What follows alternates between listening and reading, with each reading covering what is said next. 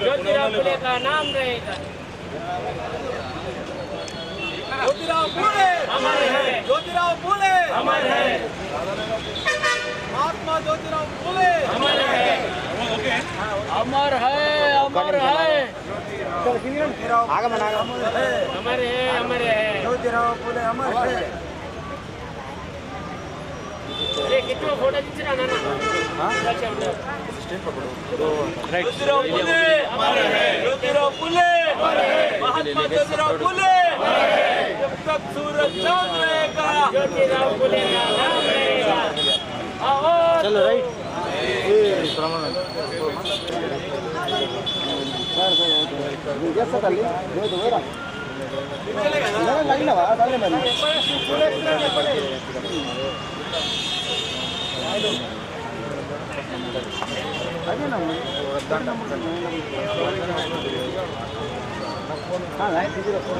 नमस्ते बेटा बस अपना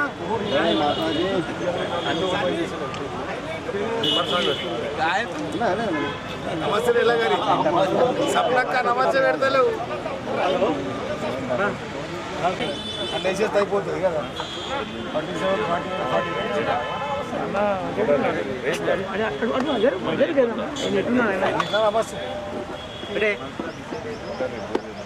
జ్యోతిరావు పూలే గారి 200వ జన్మదినం సందర్భంగా ఈరోజు కాంగ్రెస్ పార్టీ ఆధ్వర్యంలో రాంభూపాలన్న గారు పిసిసి రాష్ట్ర ప్రధాన కార్యదర్శి ఓబీసీ జిల్లా అధ్యక్షులు రాజనరేంద్ర గౌడ గారు కార్పొరేటర్ ప్రవీణ్ గౌడ గారు మనోహర్ గారు సేవాదళ జిల్లా అధ్యక్షుడు సంతోష్ గారు మాజీ corporator pro leader Rajendra Prasad గారు బంతుపాలన్ గారు గణరాజ్ గారు మహిళా కాంగ్రెస్ నాయకులు స్వప్న గారు వీళ్ళందరూ ఆధ్వర్యంలో ఈరోజు ఘన నివాళులు తెలియజేయడం జరిగింది. జ్యోతిబా పూలే గారు వారి విద్య గురించి చాలా నొక్కి చెప్పేవారు. చదువు లేకపోతే జ్ఞానం లేదు, జ్ఞానం లేకపోతే నీతి లేదు, నీతి వికాసం లేదు, వికాసం లేకపోతే సంపద లేదు. కాబట్టి సంపద లేకుండా అణగారి వర్గాలు నశించిపోతారు. దేశంలో ఖచ్చితంగా చదువుకోవాలి, సమాజం వృద్ధి చెందాలనే మాట ఆయన ఇప్పుడు చెప్తుండేవారు. అలాగే మహిళల విద్య కోసం 1848లో వారి భార్యతో సావిత్రిబాయి పూలే గారితో మహిళలకు చదువు ఉండాలనే ఉద్దేశంతో బాలికలకు ఒక ప్రత్యేక పాఠశాలను ప్రారంభించడం జరిగింది.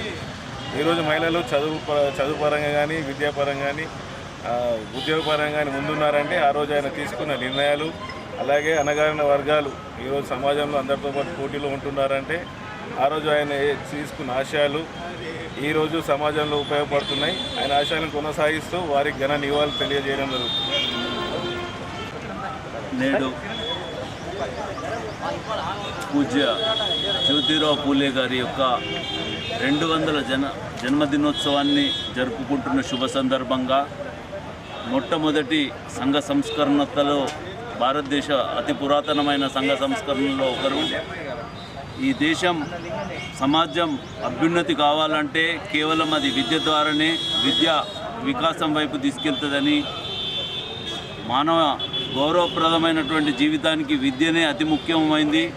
ప్రగతిశీలమైన సమాజం కావాలనుకుంటే అది కేవలం విద్య ద్వారానే అవుతుందని చెప్పేసి నొక్కి చెప్తూ, తనతో పాటు పురుషులే కాకుండా స్త్రీలు కూడా చదువుకున్నప్పుడే సకుటుంబం వికాసం వైపు పోతుందని చెప్పేసి తన భార్య సావిత్రి పూలే గారిని మొట్టమొదటి మహిళా టీచర్గా తనకు విద్యను నేర్పించి స్కూళ్ళను మొదలుపెట్టించినటువంటి సంఘ సంస్కరణకత.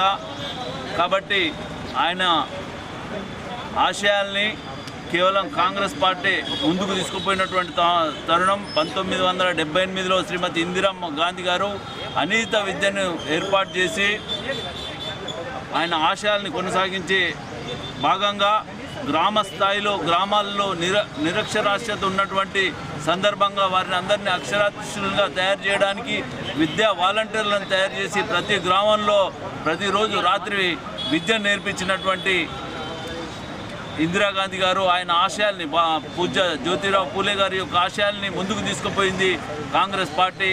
ఆయన ఆశయాల్ని నిరంతరం స్ఫూర్తిగా తీసుకొని ప్రతి ఒక్క కాంగ్రెస్ కార్యకర్త ఈ దేశ అభ్యున్నతికి పాటుపడడానికి, అందరికీ విద్య అందించడానికి ఇప్పుడు కూడా కృషి చేయాల్సిన అవసరం ఇంకెంతైనా ఉంది. ఈ సందర్భంగా తెలియజేస్తూ ఆయన విద్యతో పాటు సంఘంలోని అనేక సంస్కరణలు తీసుకొచ్చిండ్రు.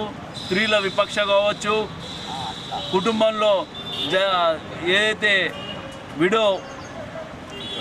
వితంతు మహిళలకి గౌరవప్రదమైన జీవితం ఉండడానికి కోసం అనేక రకాలుగా కృషి చేయడంతో పాటు ఆరోగ్య విషయంలో కూడా ఆ రోజు ప్లేగు విషయంలో తన శ్రీమతి అందరికీ సహాయ సహకారాలు అందించి ఆ ప్లేగుతో మృతి చెందినటువంటి వ్యక్తులు వాళ్ళు కేవలం ఈ సమాజం మొత్తాన్ని ఒక కుటుంబంగా భావిస్తూ సంఘానికి విశేషమైన సేవ చేసినటువంటి ఆ మానవీయుల స్ఫూర్తిని ముందుకు తీసుకుపోదామని సందర్భంగా తెలియజేస్తూ ధన్యవాదాలు, నమస్కారం.